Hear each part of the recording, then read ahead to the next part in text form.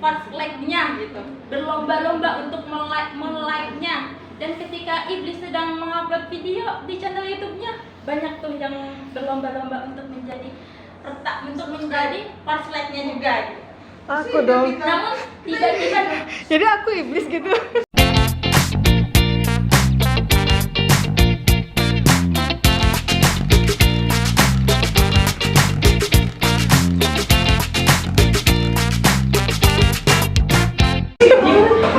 namun tiba-tiba datanglah pendatang baru yang tiba-tiba melejit followersnya, berlomba-lomba lah. Waduh. Nambah kejar-kejaran, akhirnya disalib. Pas lagi kayak gitu, dia nggak kuat dengan ujiannya.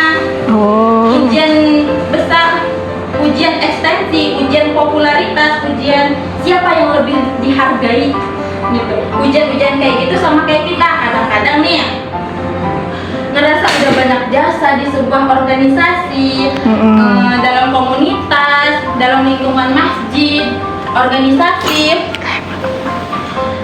teman-teman kita yang paling sering berkorban, tapi ternyata yang eksis, yang masuk media, yang masuk TV justru orang lain. Banyak kan? Itu kan ujian. Nah nih, kadang-kadang ujian namanya nih ya, kadang-kadang ujian itu yang namanya zulzilu, artinya diguncangkan. Diguncangkan perasaannya, bukan diuji dengan fisik. Kadang-kadang ujian sakit, capek, lelah buat kita itu bisa dilalui.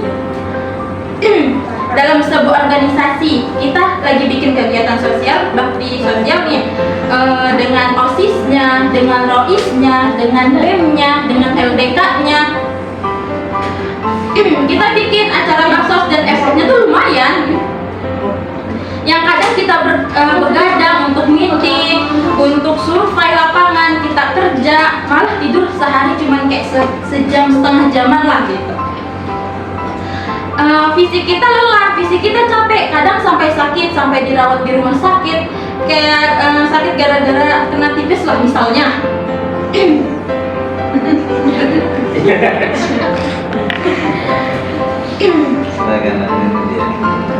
Gara-gara kita kena habis-habisan bekerja, itu buat kita nggak masalah ujian kayak gitu. Dan besoknya ngadain lagi, kita semangat lagi buat ikut gitu. Nggak masalah capek juga, nggak masalah juga kita lelah, nggak masalah kurang tidur, nggak masalah berjalan jauh, nggak masalah satu ujian harta. Ada pun ujian harta, ketika kita di organisasi itu kan itu kan pasti ada yang namanya ngumpulin uang. Ketika kita minus uangnya, kita mau tuh untuk nombokin gitu.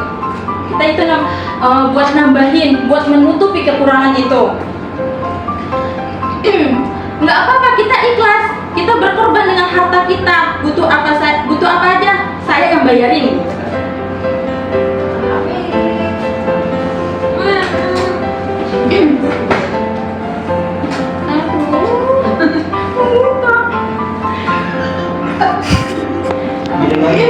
Duduk boleh nggak duduk nggak apa-apa kan? Duduk tadi ya? Dulu kan dia ada terpiksa. Bisa malu-malu bisa ya? Jangan buat lagi. Ayo, duduk kalau mau. Berkorban dengan harta kita, butuh apa saja kita yang bayarin. Ujian harta, tapi ujian perasaan kita udah capek. Nih, ujian perasaan kita udah capek, udah lelah, kurang tidur, nombokin, malangin habis-habisan. Ternyata teman kita dong yang jadi ketua.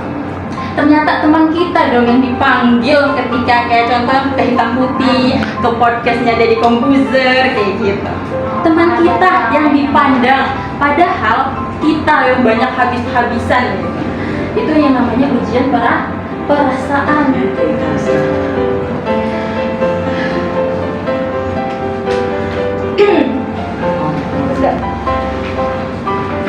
Nah, pertanyaan sederhananya adalah gimana sih cara kita menghadapi itu? Saya juga belajar. Nah, saya mengambil dari hadis Abu Hurairah, hadis Hasan. Nabi SAW bersabda, "Ma yazzalul bala'u bil mu'mini wal mu'minati fi nafsihi wa walidihi wa malihi hatta yalqallahu ta'ala wa ma 'alaihi khati'ah. Mengatakan tidaklah seseorang selesai diuji, baik dia laki-laki, orang yang beriman ataupun perempuan yang beriman, baik itu ujiannya terjadi pada dirinya atau melalui anaknya atau melalui hartanya. Artinya ujian harta, ujian fisik, ujian perasaan sampai dia bertemu dengan Allah dan tidak punya dosa. Apa maksud dari hadis ini? Hadis ini ujian itu tidak akan berakhir kecuali dosa kita sudah habis. Berarti kalau kita dosanya masih banyak, masih tetap diuji sama Allah. Kalau masih hidup masih ada Sehingga yang harus kita coba bangun awareness dalam diri kita, kalau lagi diuji sama Allah, Allah tuh pengen membersihkan dosa kita, sehingga kita ridho dengan ujiannya. Ridho ya, bukan ikhlas. Ikhlas itu ibadah. Ridho itu saya rela ya Allah. Rela, ridho itu rela. Saya ridho ya Allah ketika saya diuji. Saya ridho ya Allah ketika saya mendapat ujian. Saya ridho ya Allah walaupun saya berdoa untuk diberi jalan petunjuk. Saya ridho ya Allah walaupun saya berharap ditolong oleh Allah. Tetapi ridho diberi ujian itu sambil berdoa diberikan jalan keluar, ditolong, diberikan keajaiban, cuma tidak mau mengeluh. Dan berdoa meminta jalan keluar bukan mengeluh. Berdoa itu ibadah dalam Islam, sehingga Allah suka sama hamba yang berdoa. Allah suka dengan hamba yang curhat. Kalau lagi Nabi itu ya, kalau lagi curhat doanya aja berjam-jam. Doa doang itu. Kayak hadis Aisyah pas lagi cemburu malam-malam. Jadi gini. Kan Aisyah lagi tidur nih, jatahnya malam Aisyah. Nah, tiba-tiba dia nyari-nyari nih raba-raba, nggak ada Nabi. Dicarilah di kamar mandi, nggak ada. Biasanya kalau sholat itu di samping Aisyah, ketika Aisyah lagi tidur. Nah, diteleponlah itu, udah diangkat, mungkin lagi dicas ya. Nah, curiga nih, jangan-jangan ke si Fulan. Pergilah ke rumahnya, diketuklah pintu Hafsah. Hafsah, ada Nabi nggak? Nggak ada Aisyah. Gitu. Nah, pergilah ke rumah Maria, ada Nabi nggak? Nggak ada Aisyah. Gitu. Sana lagi ke rumah Sofia belum ya? Belum. Ke rumah Sofia, diketoklah. Sofia, ada Nabi nggak? Nggak ada. Gitu. Kemana ya? Kenapa? Kemana ya Nabi? Di rumah istrinya yang lain nggak ada. Pas balik ke rumahnya, melewatilah masjid. Melihat Nabi lagi sujud di Masjid Nabawi di mihrab. Dan Aisyah mendengar Nabi menangis sambil berdoa, dan sujudnya itu seperti membaca satu juz Al-Quran. Dan itu isinya nangis, Robbi. Jadi kalau kita katakan nggak usah banyak berdoa sama Allah, malu. Justru Allah suka kepada hamba-hamba yang banyak berdoa. Justru sebaliknya, nggak suka sama hamba yang kayak gitu. Maksudnya nggak suka sama hamba yang nggak mau berdoa. Itu sombong. Nggak suka hamba yang kayak gitu. Kamu nggak butuh saya. Sama kayak kita lagi ada masalah nih, punya temen nih. Si temen itu lagi nggak punya duit, tapi dia nggak bilang sama saya gitu, sama kita gitu. Kalau di ini mah pasti kita ini ya ngerasa kok kamu nggak bilang sih sama saya kalau kamu lagi butuh uang gitu. Kok saya tahu dari teman yang lain gitu. Apa kamu nggak menghargai adanya saya nih jadi teman seperti itu.